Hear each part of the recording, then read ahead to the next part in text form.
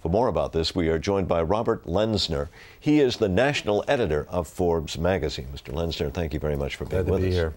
So, given the enormous reach that Citigroup has, what would have been the repercussions if that company would have been a lot affected? worse than Lehman Brothers, okay? What happened with Lehman Brothers is that the result of that froze the credit markets.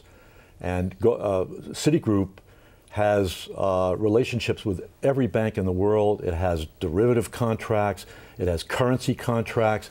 It has all kinds of financial interconnections. It's connected to everybody else in the financial system.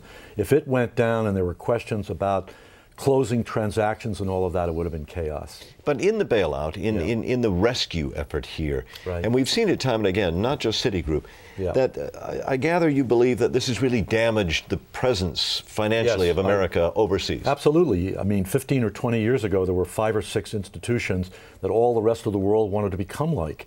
Merrill Lynch, Citigroup, JP Morgan, Goldman Sachs, Morgan Stanley, and all of them have been battered here. Not to speak of Fannie Mae and Freddie Mac, and AIG, the largest insurance company in the world. So yes, that has definitely happened.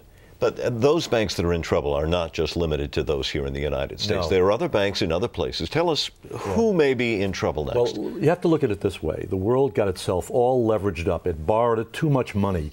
Institutions everywhere borrowed money because they were making so much money. So actually, banks in Europe are more leveraged than banks in the United States. The only one I remember specifically is Deutsche Bank, which is the largest German bank, which is leveraged. They've borrowed $60 for every dollar of their own capital. That means they're very much at risk if something goes wrong on their balance sheet. I'm not that familiar with their balance sheet, but there's already been bailouts of British banks by the Bank of Britain, and there's already been guarantees and loans made by the European Central Bank to European banks, and there'll be more of that. I think we're ahead of the curve on doing it, and there'll be more in Europe and probably in Asia as well. Robert Lenzner from Forbes magazine, thank you. Not at all.